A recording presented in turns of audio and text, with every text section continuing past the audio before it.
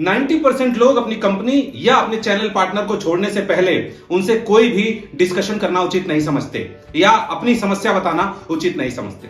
वो अपने आप से सामने वाले के बारे में विचार बना लेते हैं और सोच बना करके उस कंपनी को छोड़ देते हैं, जिसकी वजह से हर साल 2 साल में उन्हें जीरो से शुरू करना पड़ता है और वो सक्सेस से बहुत पीछे चले जाते हैं। नमस्कार दोस्तों, मेरा नाम है रजनीश शर्मा। मैं हूं फाउंडर और CEO Fundshoppe financial services private limited में, और आज मैं आपको बताऊंगा कि किसी से अपने मन की बात करने के फायदे क्या क्या हो सकते हैं। किसी भी कंपनी या चैनल पार्टनर को छोड़ने से पहले आप यदि उनसे अपने दिल की बात सामने रखेंगे तो हो सकता है कि आपकी समस्या का समाधान वहीं के वहीं हो जाए। वीडियो को आगे बढ़ाने से पहले मेरे चैनल को लाइक, सब्सक्राइब और शेयर करना ना भूलें। तो सबसे पहला जो फायदा आपको होता है वो होता है इट रिलीव्स स्ट्रेस। जी हां, यदि आपके मन में कोई भाव है, आपके मन में कोई ऐसी बात है कि आप उस चैनल के साथ या अपने बॉस के साथ या उस कंपनी के साथ काम नहीं करना चाहते हैं, तो अपने मन में उधेड़ बुन मत रखिए। आप जाके उनसे बात कीजिए। जब आप बात करेंगे तो जो आपका स्ट्रेस है उससे आपको बहुत रिलीफ मिलेगा। जी हां, इसलिए बात करना जारी रखिए और छोड़ने से पहले फाइनल बातचीत जरूर करें। Point number 2, it increases clarity.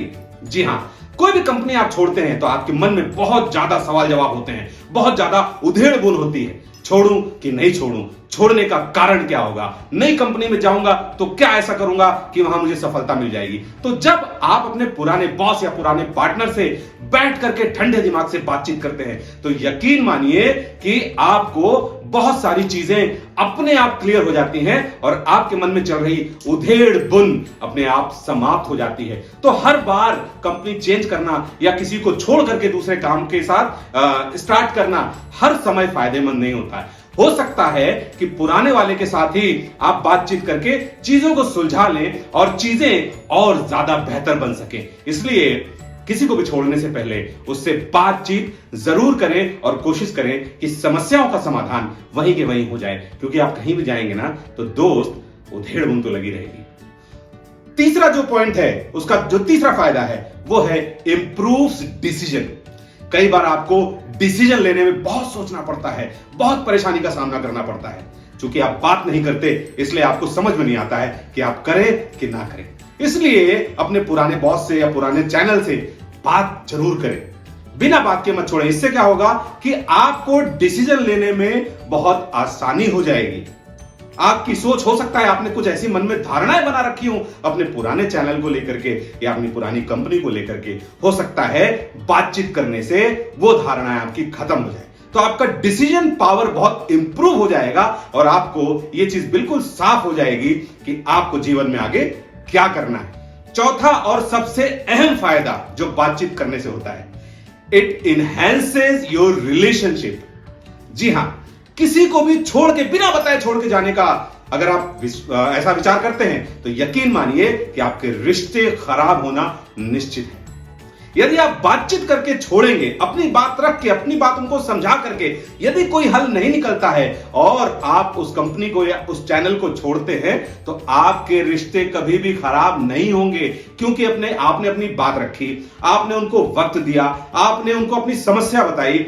या तो वो समस्या का समाधान कर देते तो आप वहीं टिके रहते, शायद वो आपकी समस्या का समाधान नहीं कर पाए तो आपके पास छोड़ने का एक सॉलिड कारण होगा कि साहब, मैंने आपसे बातचीत करी, अपनी समस्या आपके सामने रखी और आप उस समस्या का समाधान नहीं कर पाए, इसलिए मैं छोड़ रहा हूं। तो क्या होगा कि आपके रिलेशन हमेशा वहां पे बने रहेंगे। और कॉर्पोरेट जगत में एक चीज दोस्तों हमेशा याद रखना कि कभी भी पुराने दरवाजे बंद नहीं करने चाहिए, क्योंकि कॉर्पोरेट जगत बहुत छोटा है, न जाने किसको कहां पे दोबारा जरूरत पड़ जाए। इसलिए रिलेशनशिप्स कभी खराब ना करें और बातचीत यानी कि स्पीकअप हमेशा करते रहें। पांचवा और सबसे अहम पॉइंट जो आपको फायदा देता है वो ये देता है कि यदि आप किसी को बिना बात किए छोड़ के चले जाते हैं तो उसके और आपके बीच में बहुत सी मिसअंडरस्टैंडिंग्स हो जाती हैं। यानी वो आपके बारे में बहुत कुछ उल्टा सोचना शुरू कर देता है